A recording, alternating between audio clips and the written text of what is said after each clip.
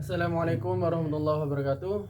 Perkenalkan saya Vicky Alexander NIM 226410032. Dan saya Randi Kurniawan Soleh, NIM 2264100116. Dan kita di sini akan menjelaskan tentang uji hipotesis. Pertama-tama kita kumpulkan data dari skripsi lalu masukkan ke Excel. Nah, setelah kita masukkan, lalu kita save. Setelah kita simpan, baru kita masuk ke SPLS. Nah, setelah ke SPSS, lalu kita buat new project. Nah, kita ubah nama, terserah namanya. Di sini kita namai tugas 2. Nah, kita ketik OK. Nah, setelah itu kita ketik 2 kali. Nah, setelah itu kita import data yang tadi yang dari Excel menjadi CSV yang sudah menjadi CSV. Nah, setelah itu kita masukkan data yang sudah menjadi CSV ke SPLS. Kita ketik OK. Nah, setelah keluar gambar seperti ini dan muncul, lalu kita pergi ke tugas 2 dan ketik 2 kali. Nah, setelah itu di sini kita akan membuat gambar modul uji hipotesis. Mula-mula kita klik shift X1 sampai X8. X1.8. Kita kontrol shift karena di pertanyaan kita ada 8, maka kita kontrol sampai nomor 8. Setelah itu kita klik 2 kali, pindah ke kanan.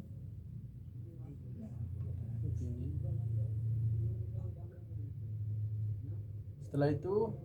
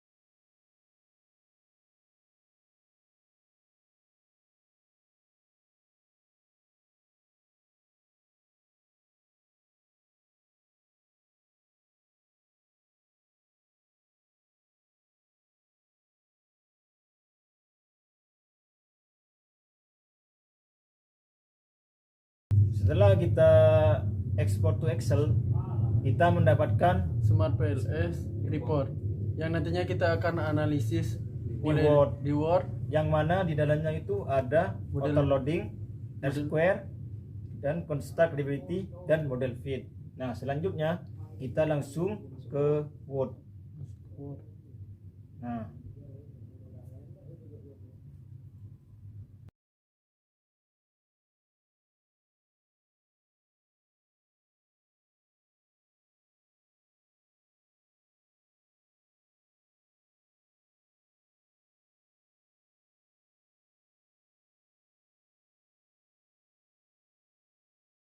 dinyatakan bahwa pertanyaan X1 dengan nilai 0,499 lebih kecil daripada ketentuan 0,5 sehingga dikatakan tidak valid. Begitupun juga X2 dengan nilai 0,512 lebih besar dari ketentuan 0,5 sehingga dikatakan valid. Pertanyaan 3 dengan nilai 0,556 lebih besar dari ketentuan yaitu 0,5 sehingga dikatakan valid. Begitupun juga seterusnya. Nah, kecuali yang X1 ini 0409 Y1 itu menunjukkan keterangan lebih kecil dari 0,5 yang berarti artinya itu tidak valid. Nah, lanjut kita ke nomor 2 yaitu construct reliability. Nah, dalam tabel ini yaitu berdasarkan tabel di atas. Yang kedua ada construct reliability, di mana kita mendapati tabel. Yang pertama ada pernyataan X1 dan nilai Chromback alpha-nya 0,855 dan nilai composite reliability-nya 0,888, maka dapat ditentukan yaitu lebih besar dari 7 dan yang artinya valid. Bisa dikatakan dengan valid. Nah, seterusnya begitu juga valid. Lanjut kita ke tabel nomor 3 yaitu koefisien determinasi, yaitu 0,904 dan pengaruhnya 90,4%. Nah, nilai Gaussian adjektif yaitu pada variabel Y adalah 0,904. Hal ini menunjukkan bahwa variabel X1 dan X2 dan X3 memiliki pengaruh besar terhadap Y yaitu 90,4% terhadap variabel Y, sedangkan sisanya yaitu 10,60% dipengaruhi oleh variabel lain yang tidak diuji dalam penelitian. Disimpulkan data di atas karena objektif R square sebesar 90,4% lebih ketentuan 0,67 atau 67%, maka pengaruh variabel X1 dan X2 dan X3 terhadap variabel Y termasuk kuat. Nah, yang keempat ada model fit. Di sini ada tabel fit summary dan saturate model. SRMR-nya 0,109, di ULS-nya 5,501, DG-nya 5,928 dan C-square-nya 698,327, NFI-nya 0,390. Nilai SMR sebesar 0,105 lebih dari ketentuan 0,9, maka model tidak dapat memenuhi kriteria model fit. Yang kedua ada nilai ULS sebesar 2,316 lebih dari ketentuan 0,5, maka model tidak memenuhi kriteria model fit. Yang ketiga ada nilai G sebesar 2,317 lebih dari ketentuan 0,05, maka model tidak memenuhi kriteria model fit. Yang keempat ada nilai NFI sebesar 0,597 lebih dari ketentuan 0,05, maka model tidak memenuhi kriteria model fit. Yang terakhir ada nilai C-square yang 308,517 lebih dari ketentuan 0,05, maka model tidak memenuhi kriteria model fit. Dapat disimpulkan dari data di bawah model tidak memenuhi kriteria model fit. Oke, sekian dari kita menjelaskan tentang uji hipotesis ini. Selebihnya kita mohon pamit. Terima kasih. Assalamualaikum warahmatullahi wabarakatuh.